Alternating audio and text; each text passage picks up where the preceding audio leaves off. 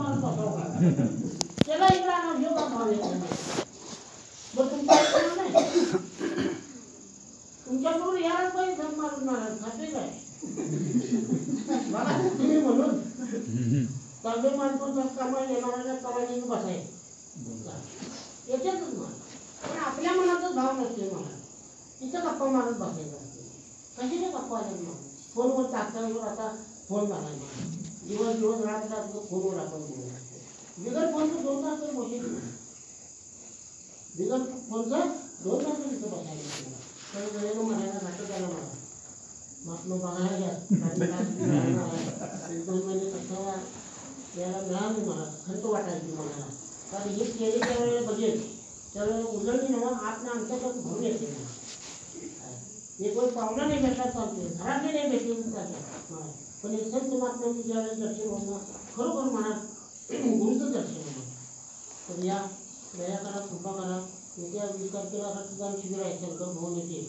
जुलै महिन्यात प्रत्येकानं आपल्याला नाही जमलं चालेल मला पण 4 आणला की त्याचं पुण्य उभं आहे असं म्हणायला की कुठं रक्तदान काढलं राहून दे 4 संघ घेऊन तुमची जी ऐकते तेवढी 4 तर ऐकतात 40,000 लोक आपल्याला काही एवढं 4 बाजू पण पक्के आणले रक्तदान शिबिरात सगळ्यांनी 4 आणलं तर महान भाषा कारण हे रक्त अनमोल आहे मला आपण गुरुनं काय पाया घालून दिला समाजाची सेवा करायची नुसता पडून काय पोट भरणार नाही आपण जर बांधल्या जातीला आनंद नाही तर कुठं पूजा अर्चा करून 5 मिनिटं दक्षिणा घेऊन उठून जायचं आपलं काम नाही कर्मातून आपण निरंकारी उठून दाखवायचं तर या दया करा कृपा करा जसं सद्गुरू झालं सगळ्या मोठ्या प्रेमाने म्हणा प्रेमाने बोला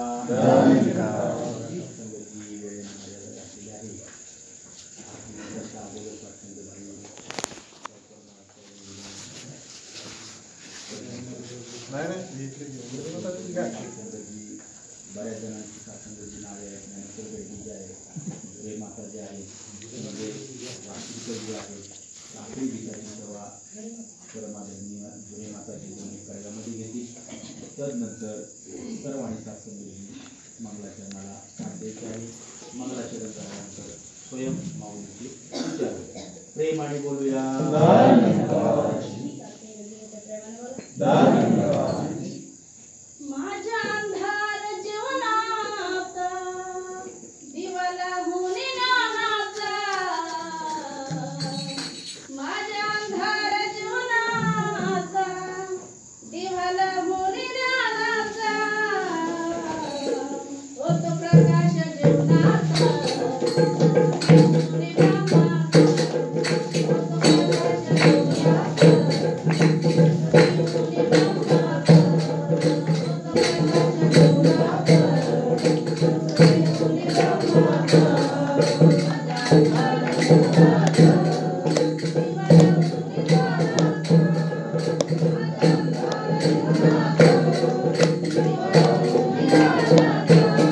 Thank you.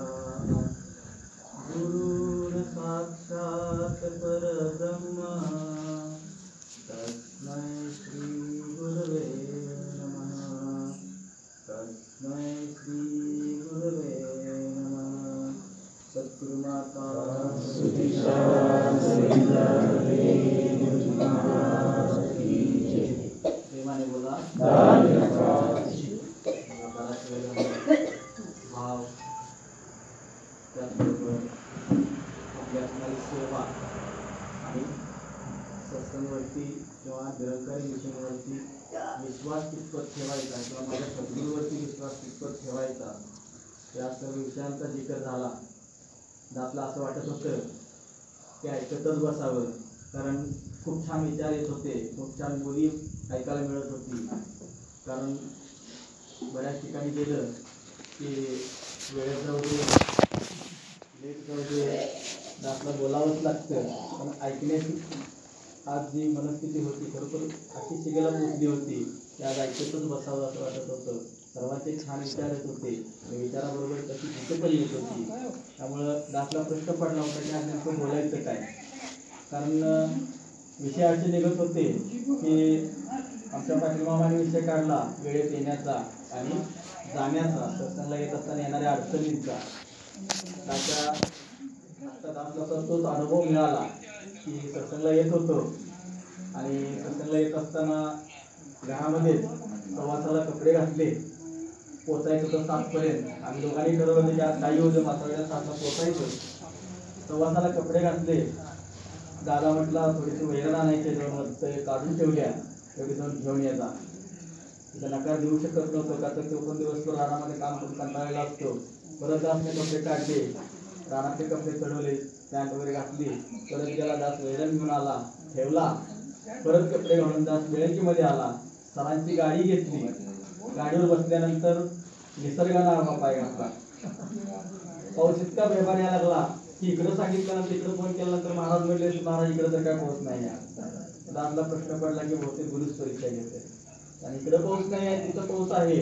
तिथं वाटणार की बहुतेक महाराजांना आज यायचं नाही आहे, मग काय तर कारण सांगायला लागले. पण बरोबर मोठा इतका पाऊस आला, शेवटी 2-3 कॉल केले की बाबा आम्ही पोहोचतोय, काय पण होते पण पोहोचतोय.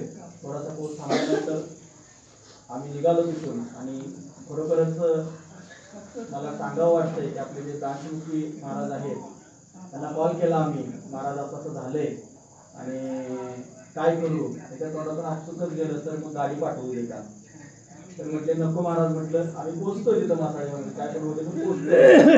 तर महाराज म्हटले काय नाही, म्हणजे 5 मिनिटात पोहोच थांबतो, तुम्ही जाताय काय काळजी करू नका म्हटलं. आणि ते बोलायला आणि फुलाला गाठ पडते तशी गाठ पडली आणि पाऊस थांबला आणि आम्ही दोघे निघून आलो. बघा आजच्या या सत्संगमध्ये आपले वैद्य महाराज असतील, गायकवाड महाराज असतील, तुम्ही सर्व संत मायबाप, बालक बालिका या सर्वांच्या चरणी दासचा कोटी कोटी प्रणाम एवं धन निरंकार. प्रेमाने बोला. बघा दासनं आज काय ठरवलंच नव्हतं काय बोलायचं. कारण 2 ते 3 दिवस गेला आठवडा आमचा गेला योगाडेमध्ये. कारण त्या योगाडेने इतकं फळ लावून ठेवलं होतं की 7.5 काम कमी, पण ते योगाडेचं काम 3 दिवस असे कंडिशनमध्ये गेले होते आमचे की एक मीटिंग ना अशी झाली नाही की 1 तास आमचा असा वेळ गेला नाही की मीटिंग झाली नाही. त्या शिवसाहेबांना पण कळत असं नेमकं त्यांनी काय करायला लागले आणि आम्हालाही समजत नव्हतं की आम्ही पण नेमकं काय करणार आहे.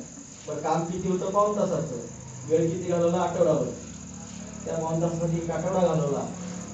त्या आठवड्यामध्ये चला म्हटलं आज काहीतरी काम करायचं, आज काहीतरी जाऊन नवीन काहीतरी विचार सांगायचे म्हणून डोक्यात आलं होतं सोमवारी आपली शुक्रवारी ड्युटी आहे, ते सेवा द्यायची आहे. आपल्याला सेवा करायची आहे, थोडंसं नवीन काहीतरी अभ्यास करूया म्हणून भगवद्गीता हातामध्ये घेतली.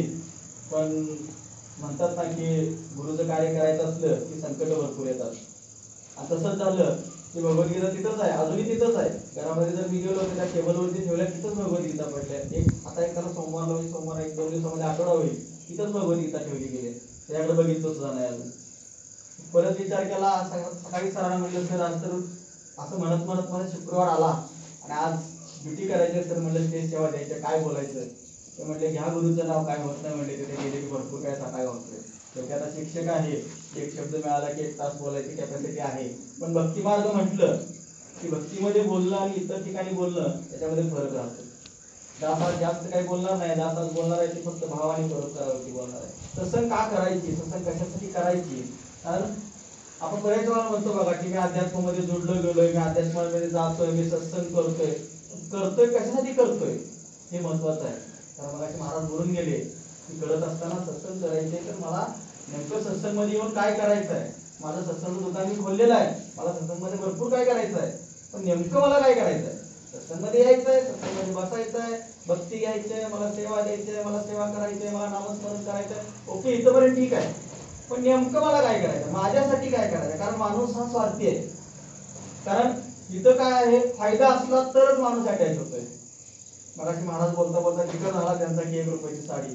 महाराज कसं असतं, एक गोष्ट, कारण म्हणतात ना की चमत्कार काय म्हणतात मला कायम चमत्कार दाखवल्याशिवाय नमस्कार कोण घालत नाही.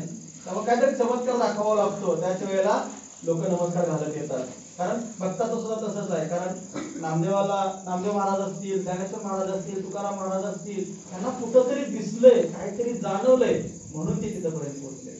आज त्यांची जी भक्ती होती, त्यांचा जो विश्वास होता, त्यांची जी श्रद्धा होती, त्यांच्यामुळे आज नाव निघतंय. आज आपण बघतोय ज्ञानेश्वर महाराजांची पालखी निघाली आहे, त्यांचा किती मोठा तो सोहळा आहे. बर म्हणावे परी कीर्तिरूपी उरावे, अशी त्यांची देवावरती असणारी श्रद्धा होती, देवावरती असणारी भक्ती होती, देवावरती असणारा विश्वास होता. नामदेवाला इतका विश्वास होता की माझा घास हा माझा देव खाणारच आहे. स्वतः विठ्ठल येऊन त्याचा प्रसाद खात होता. गोऱ्या कुंभाराचं उदाहरण तुम्हाला माहिती आहे. चिखलामध्ये बाळाला सोडवलं त्याला इतका विश्वास होता की तो त्याच्या नामामध्ये इतका दंग होत होता. ते स्वतःचं मूल सुद्धा त्याच्या पायाखाली चिरडलं गेलं. त्याला लक्षात आलं ही भक्ती पाहिजे, हा भाव पाहिजे, हा विश्वास पाहिजे देवाप्रती, तर कुठंतरी काहीतरी होत असतं. दास बऱ्याच ठिकाणी गेल्यानंतर सांगतो बघा की इथे यायचं आहे आणि इथे इच्छा फक्त ठेवायची, इथे काही मागायचं नाही आपल्याला. इथं आपण म्हणतो बघा की आल्यानंतर असं काय नाही की आपण इथं माया ठेवलीच पाहिजे. इथे यायचं आणि फक्त आपल्या गुरुच्या चरणावरती फक्त मस्तक ठेवायचं आणि मनामध्ये इच्छा धरायची आहे. दास बऱ्याच ठिकाणी जाईल त्या ठिकाणी उदाहरण देतो. दास बऱ्याच वेळा सांगतो की आपल्याला फक्त तिथं जायचं आहे, मनामध्ये इच्छा धरायची आहे की माझे काम जरा अडलेलं आहे, फक्त मनामध्ये इच्छा धरायची आणि इथं मस्तक ठेवायचं, इथं मागायचं नाही आहे. जर तुमचे त्याचा भाव झाला, तुमची त्याची जर इच्छा गुरुच्या लक्षात आली तर तुमचं काम कधी होऊन गेले हे पण कळत नाही. दासचे अनुभव भरपूर आले. दास काही जास्त दिवस झालेले नाही जुळून, 8 ते 9 महिने जुळून झालेले, अजून वर्ष सुद्धा कम्प्लीट होत नाहीये. पण दास या अध्यात्माला जोडला गेला. कारण दास बऱ्याच ठिकाणी जायचे सांगतो, नवीन माता बहिणी वगैरे दासचं 4था अध्यात्मिक क्षेत्र आहे. बऱ्याच ठिकाणी देव दाखवतो म्हटले पण देव काही दिसला नाही. पण इथं आल्यानंतर 2ऱ्या का 3ऱ्या सत्संगमध्येच मला देव दाखवला गेला. कारण जाईल त्या सत्संगमध्ये विचारतो की देव कुठं आहे. प्रत्येकाला विचारतात, तिथल्या महान संतांना विचारायचा, तिथल्या महान गुरुंना विचारायचा की देव कुठे दाखवा. तर ते म्हणायचे तुमची अजून वेळ आलेली नाही, तुम्हाला दाखवते. पण इथं वेळ यायची म्हणजे माझी वेळ कधी आली हेच मला कळलं नाही. इथं देव दाखवला गेला. कारण ही निरंकारी मिशन आहे. कारण निरंकारी मिशन मध्ये इथं पहिला दाखवलं जातंय आणि मग करवून घेतलं जातं. त्याचं एक छोटंसं उदाहरण ठेवूया तुमच्या समोर. बाबाजीने एक क्षण प्रश्न केला की बाबाजी तुमचा सर्वात आवडता व्यक्ती कोण आहे, तुम्हाला या सगळ्या त्याच्यामध्ये सर्वात आवडता व्यक्ती कोण आहे. तर बाबाजी म्हटले असं काय सांगता येणार नाही, म्हणजे माझे संत मायबाप सगळेच माझे आवडते व्यक्ती आहेत. मग तो दास बसला आणि त्याने 5 मिनिटात प्रश्न नाही तरी पण सगळ्यात आवडता तुमचा व्यक्ती कोण आहे याच्यामध्ये. तेव्हा बाबाजींना प्रश्न पडला. तेव्हा बाबाजी म्हटले की जो छानपैकी असं स्वतः अगदी मनमुक्त होऊन असा जो अभंग वगैरे गातो, देवाचे अभंग गातो, तो मला छान आवडतो. त्यावेळेला म्हटले मग किती वेळ. तर म्हटलं कमीत कमी 2-2.5 तास जो दिवसातून जो अभंग गातो, देवाचं नामस्मरण करतो, तो मला जास्त आवडतो. गुरुचं नामस्मरण करतो, तो मला जास्त आवडतो असं म्हटले गेले. त्यावेळेला म्हटले तो ग्लास बसला शेवटी माणूस आहे. परत त्याने विचारलं मग त्यात पण तुम्हाला आणखीन कोण आवडतं? ठीक आहे, 2.5 तास भजन करतात अशी भरपूर माणसं आहेत, अगदी मनमुक्त होऊन भजन करतात, त्यात पण तुम्हाला कोण आवडतं? त्या बाबाजींना परत त्याला त्या उत्तर दिलं, कारण बाबाजींना उत्तर देणं गरजेचं होतं. त्या बाबाजी म्हटले की ज्याला संकटावर संकट येतात, ज्याला अगदी येण्यापासून सुद्धा परावृत्त केलं जातं, अशा व्यक्तीतून जो म्हणजे माझ्या गुरुचं भजन करतो, माझ्या गुरुची ज्यावेळेला भक्ती करतो, तो मला सर्वात प्रिय आहे. मग आपल्या गुरुला जर प्रिय व्हायचं असेल, कुठली जरी संकट आली, आपले पाटील मामा तर कायम सांगतात की तुम्ही कारणं शोधता, सत्संगला येण्यासाठी कारणं शोधता. म्हणजे आपल्याला जर यायचं नसेल तर माणूस काहीतरी कारण शोधतो. जसं आमच्या शाळेत घडतं बघा, मुलाला जर शाळेला यायचं नसलं की माझ्या पोटात दुखाले, माझं डोकं दुखाले, मी काय शाळेला जात नाही, ही कारणं शोधतो. तसं मला सत्संगला यायचं नसेल तर काहीतरी कारण शोधतो की मला पाहुणे आले. आमचे मामा कायम सांगतात, कारण आम्हाला मध्ये मामाच्याकडून भरपूर ऐकायला मिळतं की आम्ही कारण शोधतच नाही, मामांना कारण सांगायला मिळतं तर आम्हाला थोडीशी भीती वाटायला लागली. कारण खरोखर जरी असलं तरी सुद्धा सांगताना आम्ही तास पडतो, कारण नको आहे सत्संगला येत असताना आठवड्यातून तुम्हाला एकदा यायचं आहे. कारण परोपकार केल्याशिवाय किंवा भक्तीवरती विश्वास ठेवल्याशिवाय आपल्याला काही साध्य होत नाही, की आपल्याला काही मिळत नाही. परोपकार एक छोटंसं उदाहरण आहे, आपलं आठवतं. एक मुलगा असतो, एखाद्या ठिकाणी काम करत असतो, तो ते मालक असतात, जे शेटजी असतात, त्या ठिकाणी तो काम करत असतो. छान त्याचा व्यवस्थित त्याचा संसार चाललेला असतो, अगदी छान पद्धतीने तो काम करत असतो. ते शेटजी त्याला रोज 4 चपात्या द्यायचे खायला आणि तो त्याच्यामध्ये तो निवडून घ्यायचा. ठीक आहे म्हणायचा, माझ्या नशिबी 4 चपात्या आलेल्या आहेत म्हणून तो नशिबाला 2 देत बसला नाही. तर त्याचं काम अगदी नित्य नियमानं तो काम अगदी प्रामाणिकपणे करायचा आणि मिळालेल्या 4 चपातीवरती त्याचा उदरनिर्वाह चालू होता. असेच काही दिवस निघून जातात, रोज 4 चपात्या मिळायच्या, पण एक दिवस असा येतो की त्याच्या 3च चपात्या राहतात. तो विचार करतो की एक चपाती गेली कुठं, कारण तुझं 4 चपातीवरती दिवसाला उदरनिर्वाह आहे, कारण एक चपाती कमी झाल्यामुळं त्याचा 3 चपातीवर त्याला भागावं लागलं. असे 2 दिवस जातात, 3 दिवस जातात, पण शेवटी तो लक्ष ठेवतो की माझी नेमकी चपाती जाते कुठं. एक दिवस बघतो की एक उंदीर असतो घरामध्ये आणि तो ती चपाती पळवून घेत असतो. शेवटी तो मुलगा त्या उंदराला अडवतो, विचारतो की रे बाबा, माझ्या नशिबी असलेलं तू का घेऊन चाललाय? त्यावेळेला म्हणतो, ते ज्या वेळेला त्या ताटामध्ये होतं ते तुझ्या नशिबामध्ये होतं आणि ज्यावेळेला माझ्या तोंडामध्ये आलं ते माझ्या नशिबी आलंय, त्यामुळे माझ्या नशिबातलं घ्यायचा तुला अधिकार नाही आहे, त्यामुळं तू काही ते घेऊ शकत नाही. त्यावेळेला मुलगा पण शब्द बसतो आणि म्हणतो की चला माझ्याच नशिबात असं काहीतरी असेल, त्यामुळे तो 3 चपातीवरती ते उदास झालेलं बघून उद्योग त्याला विचारतो की बाबा तुला काय नेमकं पाहिजे? तर म्हणतो मला जीवनामध्ये सुख समाधान पाहिजे, त्यासाठी काय करू मी? तर तो म्हणतो की आता एक ठिकाणी गौतम बुद्ध नावाची व्यक्ती आलेली आहे आणि त्यांना तू जाऊन भेट, तुला 100% त्यांनी काही ना काहीतरी तुला पर्याय सुचवतील. मग तो मालकाच्याकडून एक 5 दिवस सुट्टी घेतो आणि ते यात्रेला निघतो, बुद्धांच्या भेटीसाठी निघतो. आणि जात असताना वाटेमध्ये रात्री भरपूर रात्र होते आणि पाऊस पण पडत असतो आणि त्याला एक ठिकाणी थांबण्याची आवश्यकता असते. त्या ठिकाणी घर दिसतं, मोठ्या मोठे हवेली दिसते, बंगला दिसतो आणि त्या हवेलीमध्ये जाऊन तिथं विचारतो, तर तिथे एक माताजी असतात, त्यांना विचारतो की असा माझा प्रॉब्लेम आहे आणि मी एक रात्री इथं काढू शकतो का? त्याला तो त्या माताजी त्याला परमिशन देतात आणि तो घरामध्ये त्या रात्र काढतो. सकाळी उठतो, जात असताना त्या माताजी विचारतात कुठं चाललाय तुम्ही नेमकं? तर तो म्हणतो असं जीवनामध्ये भरपूर दुःख आहेत आणि ती दुःख दूर करण्यासाठी मी बुद्धांच्याकडे काहीतरी मागण्यासाठी चाललेलो आहे. काय माझ्या जीवनामध्ये असंच दुःख आहे त्या सुख काय ठेवले का नाही देवाने विचारण्यासाठी मी चाललेलो आहे. तेव्हा त्या माताजी म्हणतात, बाबा रे चाललाय ते चाललाय, माझं पण एक काम करतोस का? त्यावेळेला म्हणतो ठीक आहे करतो, आता चाललोय मी, तुमचं काम करायला काय अडचण नाही म्हणतो. तेव्हा त्या माताजी म्हणतात, माझी मुलगी आहे, चांगली सुंदर मुलगी आहे, पण तिला बोलताच येत नाही आहे, एक शब्दही बोलता येत नाही. बुद्धांना ती विचारून ये की माझी मुलगी कधी बोलणार? ठीक आहे म्हणतो, तिथं त्याचा निरोप देतो, निघून जातो. कारण देवाच्या भेटीला चालले म्हटलं की अडचणी या भरपूर असतात. जात असतो आणि एक ठिकाणी असा जाऊन थांबतो, तिथं मोठं बर्फाचं पहाड तयार झालेलं असतं, तिथे त्याला पुढे जाताच येत नाही. त्यावेळेला तो वरती लक्ष जातं, तिथे एक जादूगार बसलेला असतो. त्या जादूगाराला तो विनवण्या करतो की असं तुम्हाला भेटायला जायचं आहे आणि मला कसल्याही परिस्थिती पहाड तेवढी वरती मला पार करून द्या. त्यावेळेला तो जादूगार त्याला वरती घेतो आणि विचारतो तू नेमकं चाललायच कुठं? त्यावेळेला तो म्हणतो की मी असं गौतम बुद्धाच्या भेटीला चाललोय, माझ्या जीवनामध्ये भरपूर संकट आहेत, मला ती मिटवायची आहे त्यासाठी.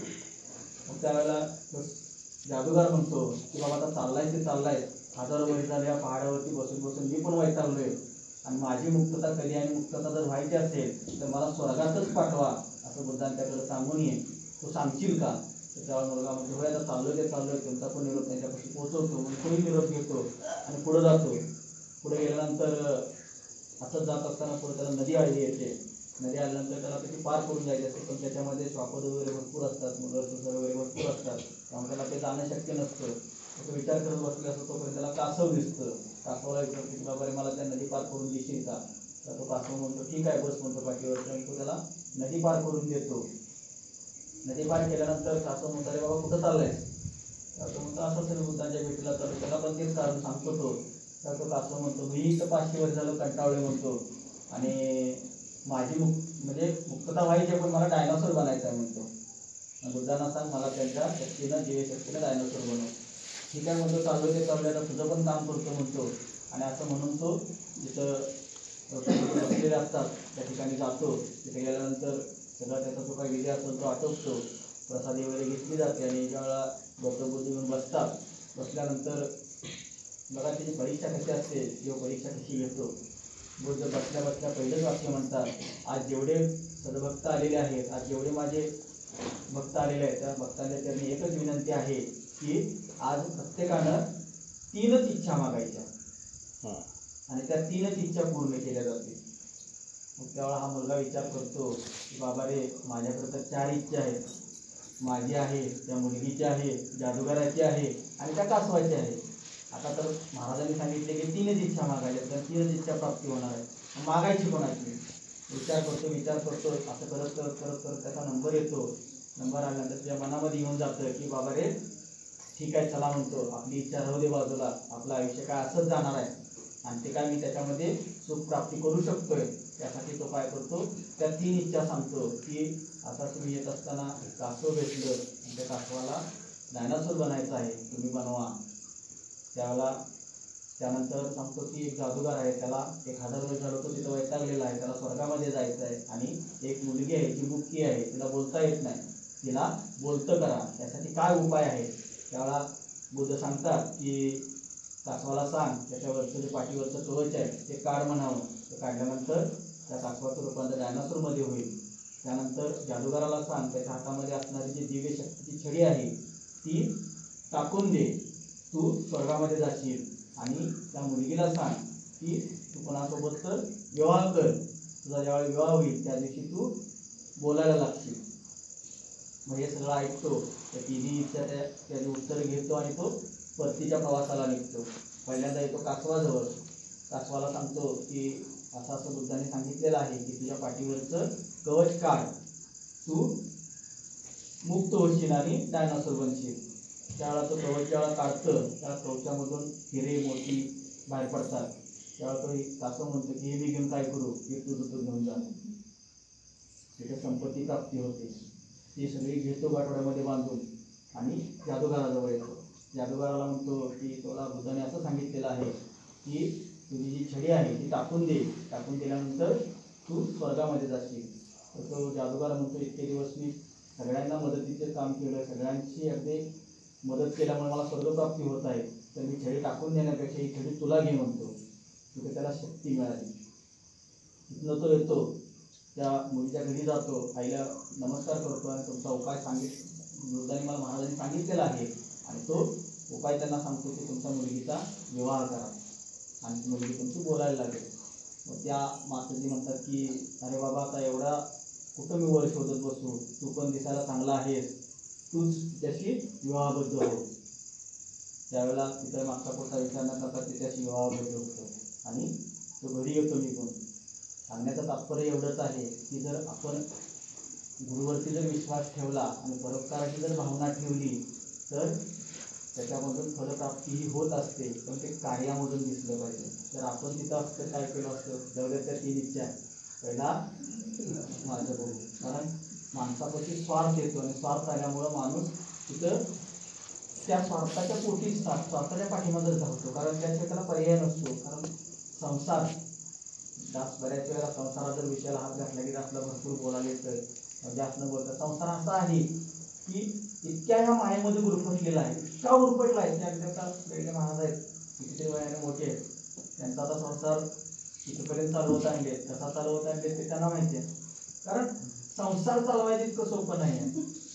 संसार ढकलायचा आहे पुढं, पण संसार करत करत आपले म्हातारे हे सांगतात की तुम्हाला संसार सोडून इथे आपण सांगितलेलं नाही, तुम्हाला ह्या गोष्टी करू नका, त्या गोष्टी करू नका, त्यांच्या नियमाटी पण काय सांगितलेलं नाही. आठवड्यातले 2 तास फक्त इथे यायचं आहे, वाटलं तर विचारसेवा द्यायची आहे, नसल फक्त ऐकण्याची जी भक्ती मार्ग जो ऐकायचा आहे, ऐकणं हे सुद्धा एक सेवा आहे.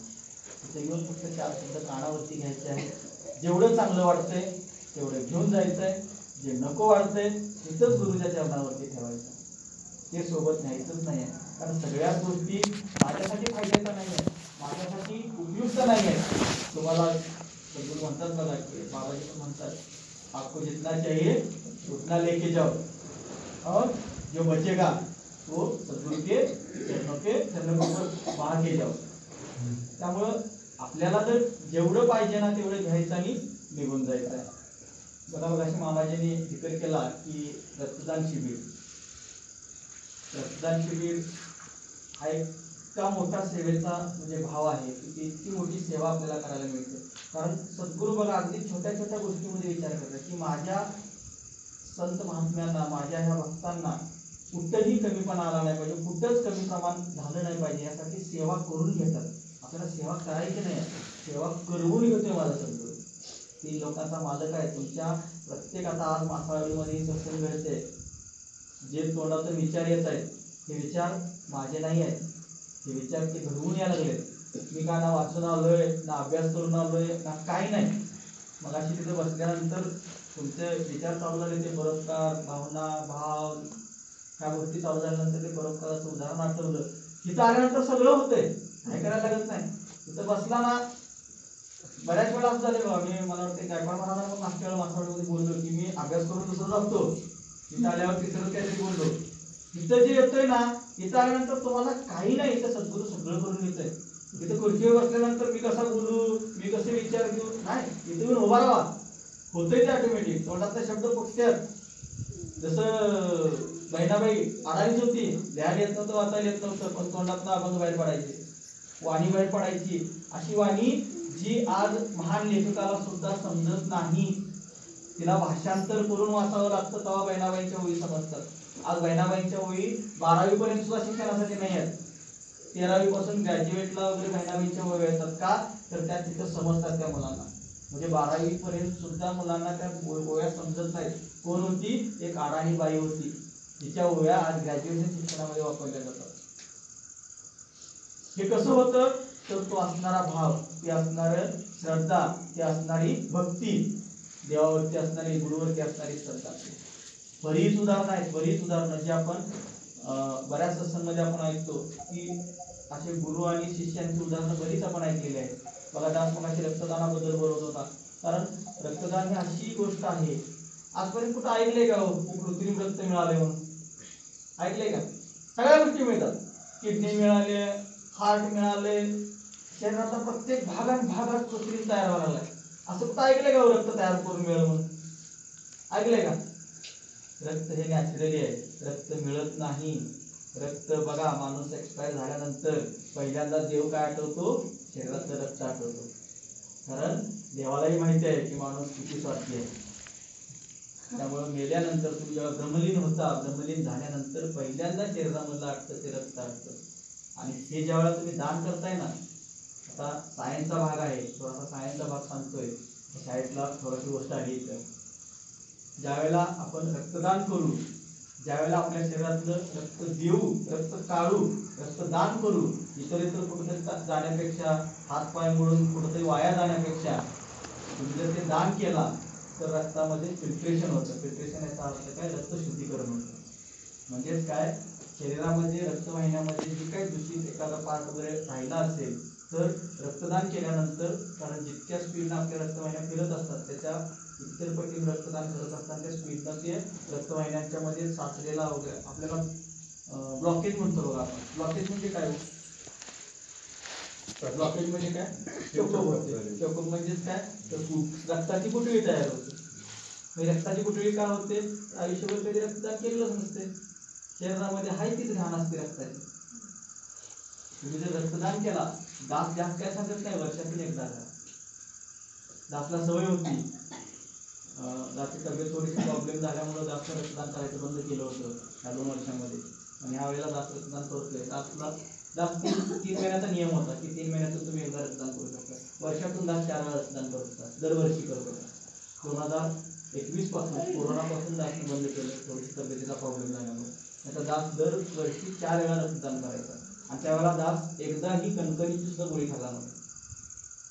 मोठेपणा सांगत नाही आहे, कारण रक्तदान ही इतकी मोठी सेवा आहे.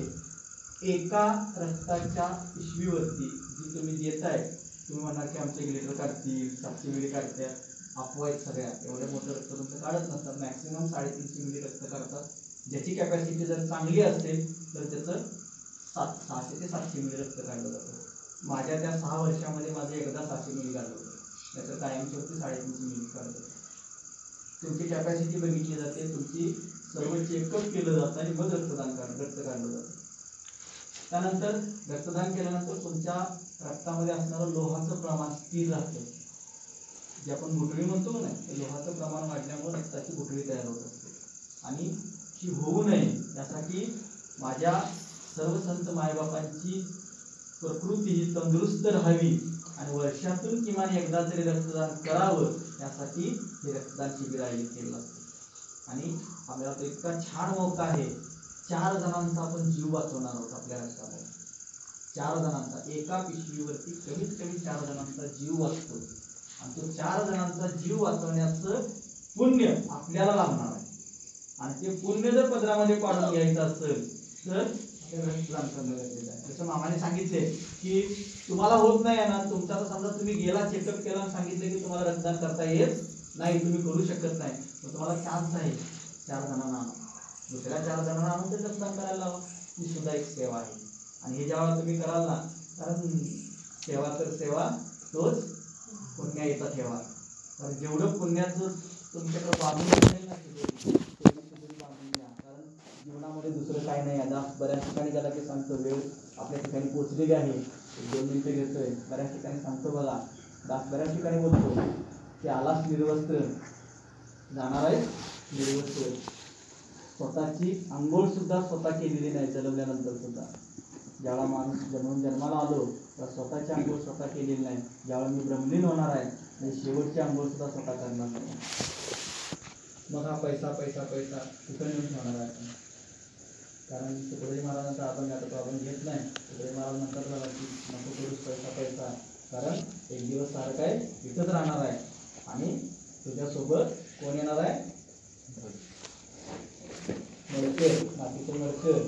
ते पण शेवटपर्यंत नाही आहे, ते कुठंपर्यंत येणार आहे? गावाच्या वेशीपर्यंत येणार आहे. तिथं सुद्धा ते सुद्धा फोडणार आहे. बायका पोरं इथे रोडून दंगा करून एकदा गेला, 10 दिवस संपलं, गेला होता चांगला होता एवढंच, महिना गेला की ते विसरतात. बदल एक ठिकाणीच आहे गावाच्या बाहेर, तिथं पत्र्याच्या खोलीमध्ये आपल्याला जायचं आहे. आणि ते जात असताना पण तिथे गेल्यानंतर घरात गेलं तर विचारा, महापुरुषांना सांगतील विचार काय आहे का बघा रे, गळ्यात काय आहे का बघा, आता आणखी पेक्षा आहे का बघा, काढून घ्या सगळं, शर्टाची बटणं फाडा, शर्ट फाडा, शर्ट घालायला नसतोय. म्हणजे अंगावरती कपडा सुद्धा ठेवत नाही. म्हणजे आलायच मोकळा, जाणार आहेस मोकळा. मग कशासाठी हा सगळा ठोकळा नको आहे, लक्षात ठेवा. त्यासाठी सद्गुरूंना आपल्याकडे भरपूर मोठा पर्याय उपलब्ध करून ठेवला आहे. तर या कृपा करा, सर्वांनीच या आणि या सत्संगचा आपल्या जीवनामध्ये फायदा करून घ्या. कारण सत्संग इतकी मोठी आहे, निरंकारी मिशन इतकी मोठी आहे, सद्गुरूचा महिमा इतका मोठा आहे. फक्त श्रद्धा ठेवा. श्रद्धा ठेवल्यानंतर त्या श्रद्धेचं फळ तुम्हाला 100% मिळणार आहे. कारण मला गॅरंटी दिली, कोणाला काय नाही जाणवलं तर दासकडे या, खरोखर आहे. कारण दासला पण वाटायचं की असं काय नसतंय, पण आहे. बऱ्याच गोष्टी जर तुम्ही अभ्यास केला ना 100% जाणवते अध्यात्म कुठंतरी आहे. आणि अध्यात्माशिवाय ह्या जगाला पर्याय नाही. बघा वेळेला मर्यादा गाठलेली आहे, त्यामुळे जास्त शब्दांचा आधार घेणार नाही आहे. बोलता बोलता जर एखाद्या गडावरचा शब्द गेला असाल तर तुम्ही सर्व मायबाप, संत मायबाप आहात, मोठ्या अंतकरणानं मला माफ करावं. जे आता बोलले आणि स्वयं सद्गुरूची होती. दास फक्त एक निमित्त होता. दासच्या तोंडूची वर्णिली गेली. जे तुम्हाला योग्य वाटेल ते घेऊन जावा. अयोग्य किंवा जे तुमच्या दृष्टीनं असं वाटेल तुम्हाला तर ते माझ्या सद्गुरूच्या चरणीच ठेवा. जे इथं लहान असून सुद्धा पोहोचू शकले नाही या सर्वांच्या चरणी तुम्ही संत महाराज सर्वांच्या चरणी दास पुन्हा एकदा आपल्या सर्वांना गुरुच्या चरणी अरदास करतो. त्या सर्वांच्या ज्या काही इच्छा असतील आकांक्षा असतील त्या अगदी त्यांच्या तनमनाच्या ज्या काही इच्छा असतील मनानं तंदुरुस्त मनानं मजबूत आणि मनानं बळकट करावं हीच गुरुच्या चरणी अरदास करतो. आणि दास इथंच आपल्या वाणीला पूर्ण राहून देतो. प्रेमाने बोला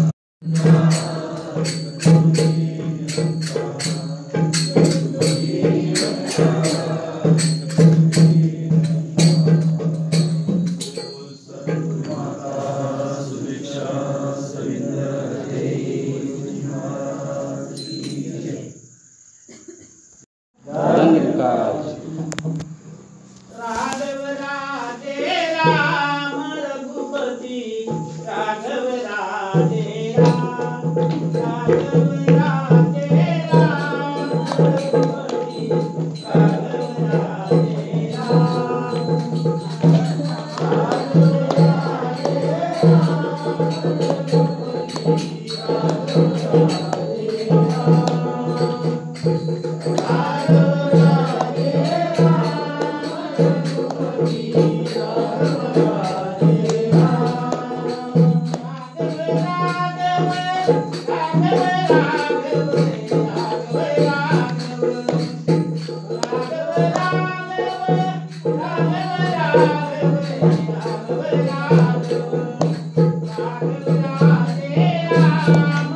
रघुपति राघव राधे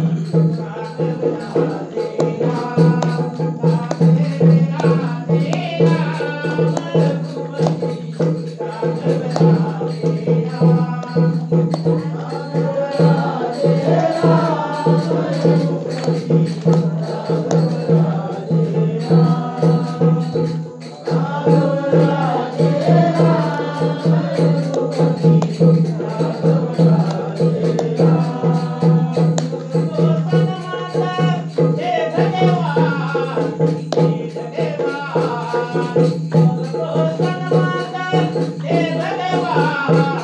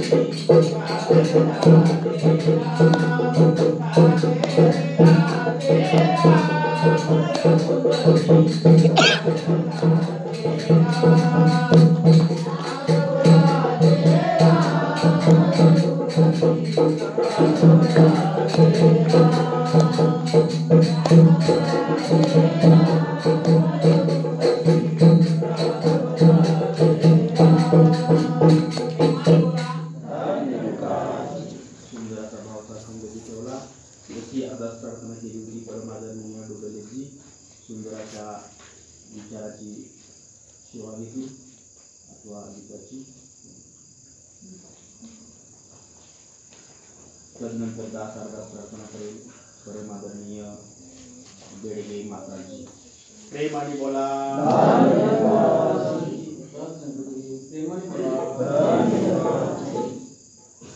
तुला मानवाया ठाई जन्म पुन्हा पुन्हा नाही. तुला मानवाया ठाई जन्म पुन्हा पुन्हा नाही.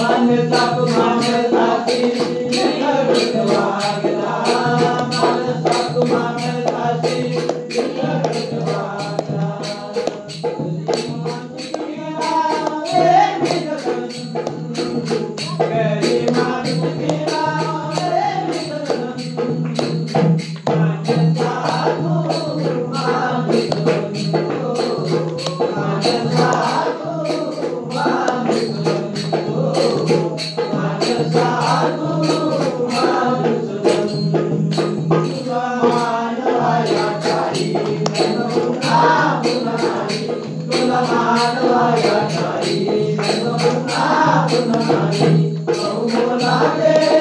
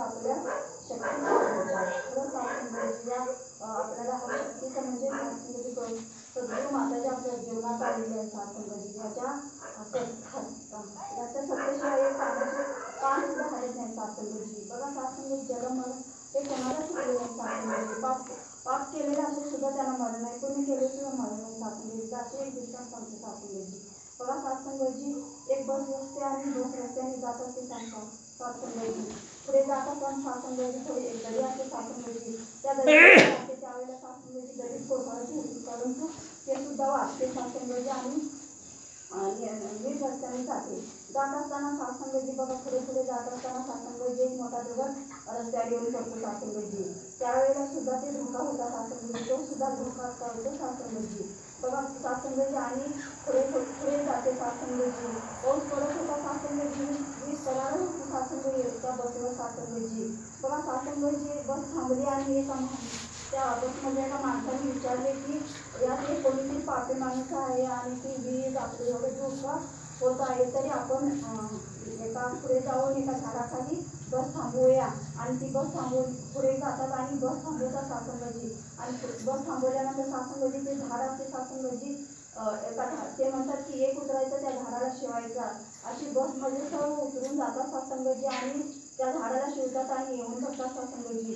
बघा सत्संगजी एकच मनुष्य असतो सत्संगजी, त्याला वाटते की आता माझंच मरण आहे.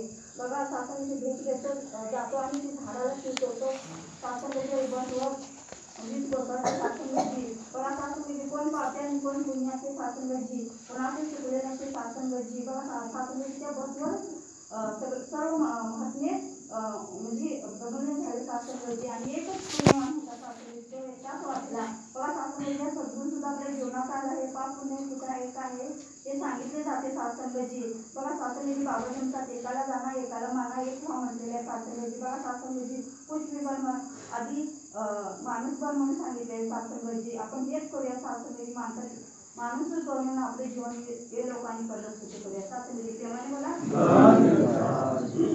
भाव माताजी जोडा सत्संगजी जशी आजाद प्रार्थना केली ती परमानंद म्हणजे चोगलेची सुंदर अशा विचाराची सेवा घेतील.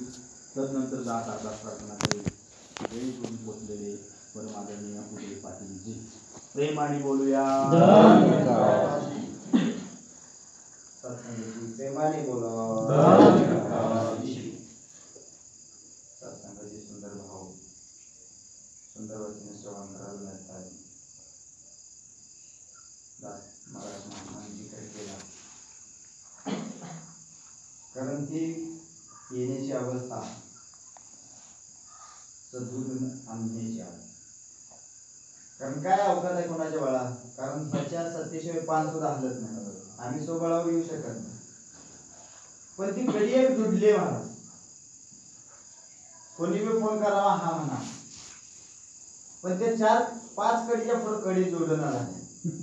तुम्ही दया करा कृपा करा, ही लढी अशीच जोडत राहू आणि तुम्हीही त्या लढीत जुडा, जेणेकरून एका काय म्हणतात सुईच्या नोकातला धागा ओवला ना मग माळ बनत जाते. जर तो धागाच नाही ओवला गेला तर माळ बनणं शक्य नाही. एक एक एक एक एक फुल ऑटोमॅटिकली जोडून आणि जोडायचं आहे मला. कारण का निरंकार गुरु आज्ञा मजला काय आज्ञा, ज्याने ब्रह्म जाणलं, जाण्याची अवस्था सांगतो एक नवीन बहीण आणि संत जनाम घरात कोबीचा गड्डा प्रेमाने बोला. आणि नवऱ्याने सांगितलं कोबीचा गड्डा आपला सुंदर भाजी संध्याकाळी बनवून कामावून येतो. सांगून निघून गेले. आता बहीणजी नवक्या सासूला विचारा जावं तर हेच तुझ्या आईने शिकवलं का, ही कोण आहे कमजोरी समजून कोण घेते म्हणा. समर्पणाचा भाव मुळातच नाही. ठीक आहे म्हणजे कशी तर करूया. आता नवऱ्याने सांगितलं हुकूम सोडला म्हणजे ऐकला पाहिजे. काय नाही एक एक एक एक एक एक पान काढलं म्हणा. कोबीच्या गड्ड्याचं पान काढलं. कोबी काय आत सापडला नाही. जसं तसं उचललं तेरात नेऊन टाकलं. संध्याकाळी पतिदेव घरी आले, बनवलीच भाजी, कोबीच सापडला नाही. काय केलं एक एक एक एक पान काढून हुडकलं पण गावला. आम्ही हुडकून बघतोय पण गावत. संत महात्मा सांगते ते ऐकत प्रेमाने बोला. काय संत महात्मा सांगतात एक एक एक एक संत जनानो त्या पानाचीच भाजी कशी करायची हे संत महात्मा शिकवण्याचा प्रयत्न करतात. एक पाऊल दूर होते, एक पाऊल. जर सासूला विचारलं असतं तर भाजी झाली असती. एक मातेला विचारलं असतं फोन करून तरी झाली असती. संत महात्मा जवळ आहे, विचारण्याचा भाव बनत नाही. संत महात्मा फोन करून संत जन मागतील सांगण्याचा प्रयत्न करतात. जसं काय त्यांच्या घरचं कामच आहे. पण आमची कुठंतरी भाग्याची उजळण व्हायची असते महाराज. कोण एवढ्यासाठी येतो, उगाच नाही कोण कोणाला बोलवत. कोणाला फोन जातो, गावातल्या पातला जातोय, गावात कोण फिरायला त्याला गेलाय का महाराज? कोणाला येतो, ज्याचं भाग्य उजळायचं आहे त्याला फोन येतो. पण आम्ही का, ज्यानं ऐकलं त्याच्या जीवनाचं कल्याण आहे, ज्यानं नाही ऐकलं तो बघा वाऱ्यावर. ऐकायचं की नाही ऐकायचं प्रश्न ज्याचा त्याचा आहे. मग ती कडी आहे ना महाराज, चुंबकीय अवस्था बनते. एक लोहचुंबक काय माहिती आहे, जर अवस्था बनली तर त्याच्याकडे ताकद बसता खेचून घ्यायची. पण पडदावर बांधल्यावर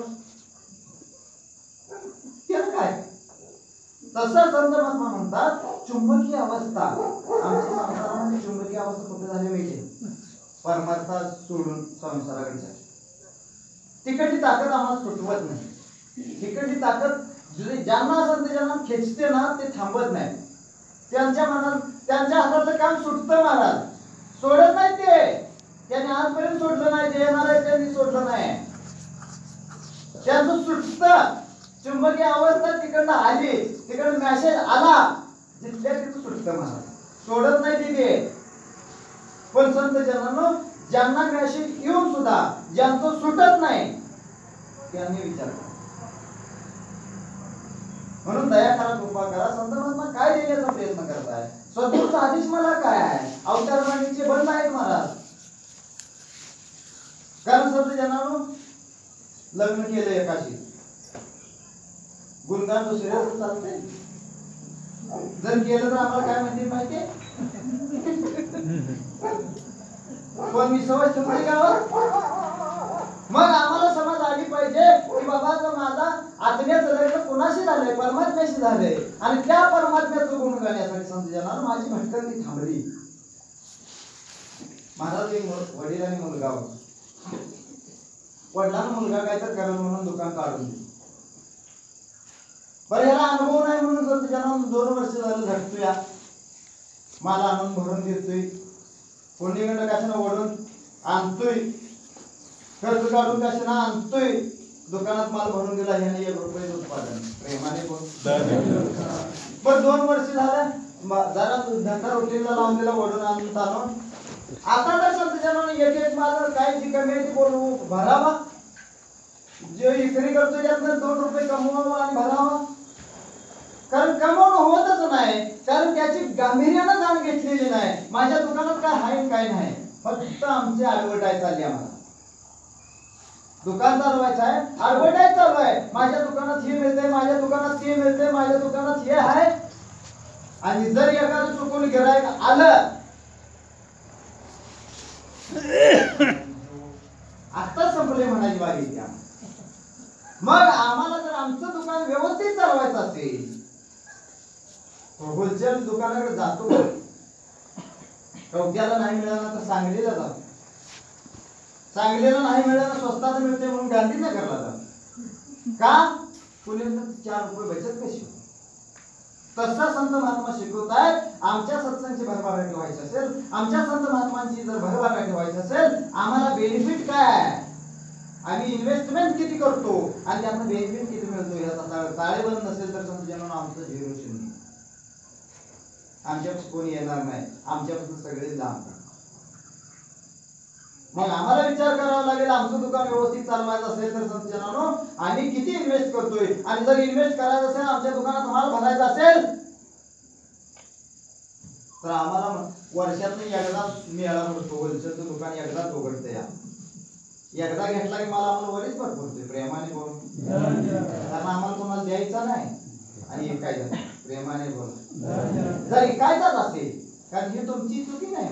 बाबा होता महाराज म्हणले 1 2 नाही चुकले, चुकला हा सारा संसार. देवाची तर ओळख नाही करते प्रेमाने बोल. ज्या वस्तूची माहिती नाही, ज्या वस्तूबद्दल महत्व काही सुद्धा माहिती नाही समजणार, त्याचा काय वापर करायचा हे सुद्धा माहिती नाही, त्या गोष्टीचं काय चालू घेतली कोण. मग समजणार मला जाणावं लागेल बाबा मी वस्तू कुठली द्यायला लागलोय, मी काय द्यायला लागलोय हे जर मला माहिती नसेल तर मी देणार काय. आणि जर द्यायचं असेल तर समजणार मला विचार करावा लागेल माझ्या दुकानात काय. मी त्याचा वापर केलाय की नाही? पहिले इस्तेमाल फिर विश्वास को एक ॲडव्हर्टाईज माहिती कुठली कशाची वापरल्याशिवाय घेत नाही महाराज. पहिला डेमो द्या म्हणते, चांगला घसा घसा घसा घासून स्वच्छ कपडा निघाला तर घे. तसं संत महात्मा म्हणतात आजमाइश करके देखो ना, खरंच ही तुमच्या कामाला येतोय ना बघा तपासून. त्याला ओळखलाय ना, खरंच तुम्ही खरे ओळखलाय का नुसता वरच्यावर. कारण मी एक उदाहरण सांगतो तुम्हाला. झालं एकदा मुंबईला होतो आणि महात्मा कधी कधी म्हणतात नाही का, एक दुसरा महात्मा येऊन म्हणतात मला त्या अमुक अमुक महात्मा ओळखत आहे चांगलाच. पहिला कसा ओळखत होतो तो, आता चांगलाच शब्द का आला पुढे ह्याचा प्रत्यय. दास एका मित्राजवळ जात होता कंपनीतनं काम. मित्राच्या घरी गेला, जेवण बंद केलं आणि तिथं युपीचे 2 महापुरुष आले. आता धन्यकाळचे म्हटल्यावर दास नेहमी प्रभाव इतका होता की संतजनांनो समोरचा ज्ञानी असू दे नाही तर नसू दे प्रभाव बनला होता. आणि मला मित्राला धन्यकार घातल्यावर त्या दोघांनी ऍक्सेप्ट केलं, तेवढंच बघितलं आणि ते म्हणजे महाराज आम्ही सत्संगला जातो. एक सत्संग होत आहे, सत्संगला आले, सत्संगला यायला सुरुवात झाली. सत्संगला यायला सुरुवात झाली त्यानंतर महाराज राजच्या जवळ रोमॅटिक महात्मा आपले त्यांचे भाव त्यासोबत होते, त्यांनी ऍक्सेप्ट केलं. आता धन्यकार सगळं बोलणं बिलणं व्यवहार सगळा व्यवस्थित चालू आहे, सगळं ऍक्सेप्ट झालं. मला सत्संगला येत आहेत आणि महात्मांनी त्यांच्याकडे नेतो म्हणजे महात्मांना नेलं आणि संत जनांना महात्मांना ड्युटीला नेल्याच्या नंतर महात्मांना सत्यता केली. नाम घ्यायचं म्हणजे कामाच्या बाहेर. कामावर एकदा रूमच्या दरवाज्यात एंट्री आत घेतली, नाम बिलकुल नाही. सत्संगचा विषय अजिबात काढायचा. पहिली झलक झाली, तिथनं महात्मा परत आले म्हणजे जिथं नाम नाही तिथं तुझा धंदा मिळणार नाही. त्यांचं ध्यान इतकं प्रबळ होतं मला, जिथल्या तिथं टाकून पडणार नाही. पण तिथनं आले, दुसऱ्यांना परत सत्संगला आजवली. ते महात्मा परत सत्संगला आले इथं वैश्वरच्या ठिकाणी आणि महात्मांच्या संपर्कात सगळ्या संपर्कात सगळ्यात जास्त सोडला ते संपर्क बाकीच्या संपर्कात आमच्या एकदम एम्ब्रॉयडरीच्या साड्याला मिळतात म्हणजे बाहेर आणि कमी रेटमध्ये 2000 550 रुपये. मागे सेल लागला होता, 1 रुपयामध्ये साडी म्हटल्यावर त्याचा अनुभव कोणी घेतला नाही. मला जी ती जायची 2 साड्या घ्यायची 10,000च्या आणि 1 फ्रेम घ्यायची. प्रेमाने बोल. पण इन्व्हेस्ट किती झाले हे कधी तपास नाही, मला स्त्रीकडेच लक्ष. आणि तसं संत जनानं प्रत्येकाच्या मनात एक महापुरुष जरी असले तरी आपल्या पत्नीविषयी आदर असतो. असावे महाराज. एम्ब्रॉयडरीच्या म्हणल्यावर काय जाऊ देत गेले तर 500 रुपये दिले प्रत्येकाने. 500 500 500 500 जवळजवळ 10,000 जमा झाले. 20-12 जणांनी 20-12 महापुरुषांनी पैसे दिले मला. आणि जे का पैसे घेतले आणि जे महात्मा देसाईचे सत्संगला पण प्रेमाने बोल काय सांगतोय लक्षात घ्या. ह्याचा विपर्यास कुठला झाला नाही पाहिजे. परत महात्मा 2 महात्मा मिळाले महाराज. ते महात्मा कुठं सत्संगला भेटतायत, त्या महात्माला तुम्ही ओळखलं चांगलंच नाही. कधी लुटून गेल्याच्या कधी फसवल्याच्या नंतर. तसा हा आम्हाला फसवत तरी नाही ना, चाचणी केली पाहिजे का नाही. संत महापुरुष सांगतात, ओरडून ओरडून सांगतात माझ्या दुकानात निरंकार परमात्मा मिळतोय, सत्य दरबार आहे, सत्याची दुनिया वैरी झालेली आहे. इथं संत महात्मा सांगतात ना टाळू फोडून सत्य मिळतंय, सत्य मिळतंय. तपासण्यात काय अडचण आहे महाराज. अहो दुकानात गेलो तर मोजून आपण घेतोय. साखर 2 किलो घ्या म्हणलं, नुसती 10 ग्रॅम कमी असली तर कमी आहे बा.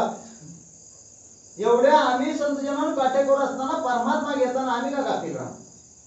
जर आम्हाला घ्यायचं नसेल तर मग आमची संत जन बाबा अर्धेशी महाराज म्हणतात, अर्धे अधुरे जो ऐकतो काही ना प्राप्त करी. मग प्राप्ती काय होणार नाही महाराज. गाफील राहून आम्हाला चालणार नाही, आम्हाला सजग राहावं लागेल. आणि ज्ञानी आहे म्हटलं संत जनांना आम्हाला किती बोलायचं, कसं बोलायचं, काय बोलायचं आणि एखाद्याला कसं आत्मसात करायचं, आम्ही आत्मसात कसं करायचं, एखाद्या कळीला कळी कशी जोडायची. आमच्या दुकानात माल ठेवायचा तर कुठल्या कुठल्या दुकानात गेलं पाहिजे, कुठं मिळतोय. कारण इथं कोकटोळेल नाही मिळालं, बेळंकीला जातो, बेळंकीला नाही मिळालं सलगर सलगरला नाही महाराज, कवठ्याला. प्रत्येक ठिकाणी दुकान उपलब्ध आहे. महाराज आम्हाला माल हा दुकानात भरला तरच आमच्याकडे गिराईक टिकल, नाहीतर समजा ज्यांना मग फसगत झाल्याशिवाय राहणार. आम्ही किराणा माला दुकाना पहिलं नव्हतं गावात, कुठं जात होतो? कवठा नाही तर आता पाऊंडावर आहे म्हणा. लगेच पडलं महात्मा येऊ दे नाही पाहुणा येऊ दे घराकडं, चहाची पावडर संपल्या पटकन पळत जाऊन येते की नाही. एवढी सद्गुरून कृपा केल्या पावलावर किती किलोमीटर अंतर आहे मला. कधी महापुरुषाचा सत्कार करण्याबाबत आमच्या मनात चहाला गोडी ना अशी पावडर कमी पडली तर पावडर गोडी त्या साखर फुलाय की, पण गोडी पावडर शिवाय आहे का? तशी आमच्या जीवनातली नामाशिवायची गोडी आहे, परमार्थाची जी गोडी आहे ती कुठेतरी अस्वर वाटा लागल्या, अधूर वाटा लागल्या. आहे की बेरंकी आहे, कोंबडोळे आहे, कुटोळे आहे, सलगर आहे, करोली आहे, पलीकडे देशिंग आहे. दुकानला गेलं पाहिजे. मग त्या नाही दुकानात मिळाली इकडे जावा, त्या नाही मिळाली इकडे जावा, त्या नाही मिळाली इकडे जावा. पण दुकानात माल आणल्याशिवाय आमच्याकडे गिराईक टिकणार नाही. आणि जर आम्हाला सत्संग आमचा धंदा वाढवायचा असेल, गुरुची आज्ञा आहे, निरंकार गुरु आज्ञामधला करावा प्रचार. म्हणून जनानो आपला तो देव एक करून घ्यावा, तेही विना जीवा सुख नाही. जसं सांगितले ना संत महात्मा, एक करून काय घ्यायचंय, भटकंती थांबली पाहिजे. जर वारंवार सगळं सत्य मिळून आमच्या काय गटरीत सगळा माल आहे, पण खोलून नाही बघितले तर जनानो कंगालच आहे. आणि जर खोलून बघितलं तर क्षणात मालूम आलाय. म्हणून दया करा, कृपा करा, बोलण्याचे भाव बोल न राहतात जनानो आमच्याकडे हात उतरावे आणि ते आमच्याकडे स्थान द्यावं. प्रेमाने बोला.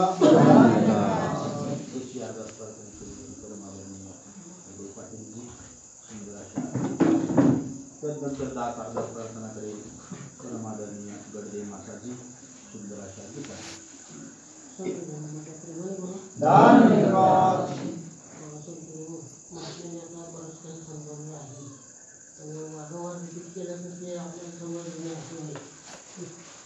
कारण रेडिओ याचा पाकिस्तानाची केली असते किंवा दुसरं वेळ संपलेली दुसरा अध्याय चालू होतो. तसं आता आपण जुने झालेलो आहोत. वारंवार ठोकं पडून समजत नसेल तर वाटायला आपण त्याच मार्गात तयार नाही, पुढच्या मार्गात गरज नाही म्हणा. आणि तुकाराम महाराजांचा विषय, ज्ञानेश्वरांचा विषय वारंवार तिथं सांगितला जातो. ज्यावेळेला तुकाराम महाराजांचे वडील वारलेले त्यावेळेला तुकाराम महाराज घरी होते आणि त्यांना वारीला न जाण्यासाठी अनेक ब्राह्मण तपून बसलेले होते. मला जसं की आपल्याला अनुभव येते बा कोणतं सत्संगच्या वेळेला पाहुणा येतोय, पाऊस येतोय, काहीतरी होते, घरात काहीतरी काम लागते, तसं त्यावेळेला ते कसं जातात पंढरपूरला म्हणून तपून बसलेले महाराज. आणि त्याला निमित्त लागते की आता वडील वाढल्या, आता तुझ्या कुठं जातील बघू. पण त्यांचं कसं होतं महाराज, कोण काय आलं तर रामकृष्ण आहे, दुसरं काय बोलत नाही तुकाराम महाराज. उद्या इकडे जायचं रामकृष्ण आहे, उद्या तिकडे जायचं नाही रामकृष्ण आहे, एवढंच बोलत होतं महाराज. मग ज्यावेळेला माझे माती वगैरे लोटले सगळं झालं, काही महाराज तुकाराम महाराजांनी फडकं घेतले, त्या झाडं गोळा केली आणि गेले चंद्रभागेला महाराज सोडायला. त्याच्या आधी जी प्रथा नव्हती ती आपली रक्षण विसर्जन कुठं करायचं ही प्रथा त्याच्या आधी नव्हती. कुठं जर माती टाकून सगळं राख वगैरे डबरा काढून त्यात सगळं लोटून घरला जात होतो. तेव्हापासून जी प्रथा पडली की आपण नदीला जाऊन विसर्जन करूया. मग त्यावेळेला विठ्ठल प्रकट झाले. भगवंत हा जाणत असतो भक्ताचा भाव, असं काय तुम्ही समजू नका. तुमच्या अंतर्मनात काय आहे ते भगवंत जाणत असतो. तुम्ही ओळखले विठ्ठलानं किंवा हाडे पडायला आला नाही म्हणजे नदीला माझ्या भीतीला भाव काय होता, माझ्या भीतीला आहे. कारण त्यावेळेला तेवढ्या ब्राह्मणांनी म्हणले आता यो काय 10 दिवस तिथं कुठं तेव्हा काय नव्हतं, आपण त्या आजारी पडायला नव्हतं. तू काय बरा होणार आहे का तुम्ही सत्संग सोडल्यावर, ती डॉक्टर असल्या दवाखाना असते ते बघतेच नाही. पण आपल्याला काहीतरी कारण लागलं असते. त्यावेळेस तुकाराम महाराजांनी काय कारण नव्हतं. कोण केलं काय, आलं काय, कोण गेलं काय, कोण राहिलं काय, काय नाही म्हणा. फक्त विठ्ठलाने तसं आपलं सत्संग आणि मी असं जर म्हणा त्याच्यात पुढं तुमचं कुठलं काय नाही झालं तर दाखला विचारावं. तुम्ही फक्त करून तर बघा.